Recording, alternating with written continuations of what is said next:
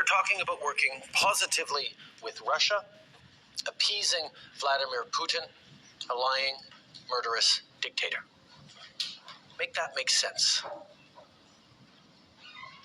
Canadians are reasonable, and we are polite, but we will not back down from a fight.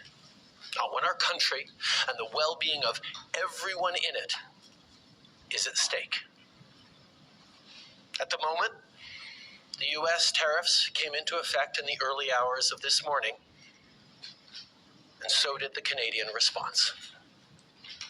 Canada will be implementing 25% tariffs against $155 billion worth of American goods, starting with tariffs on $30 billion worth of goods immediately, and tariffs on the remaining $125 billion of American products in 21 days' time.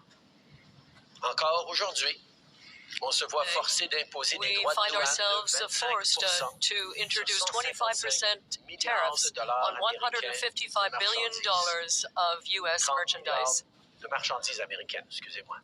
30 milliards de dollars $30 billion will come into effect immediately, and in 21 days, $125 billion of U.S. merchandise will be hit. Be challenging these illegal actions by filing dispute resolution claims at the World Trade Organization and through the USMCA. But in the meantime, our tariffs will remain in place until the U.S. tariffs are withdrawn, and not a moment sooner.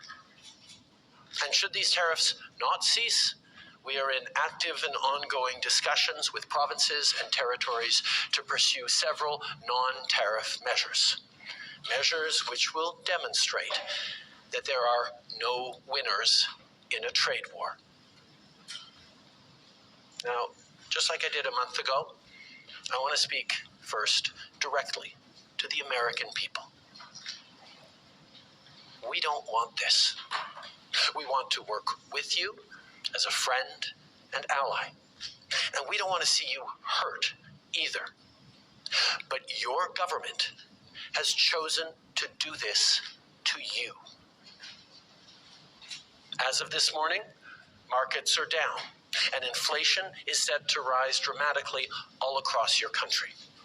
Your government has chosen to put American jobs at risk, at the thousands of workplaces that succeed because of materials from Canada or because of consumers in Canada, or both.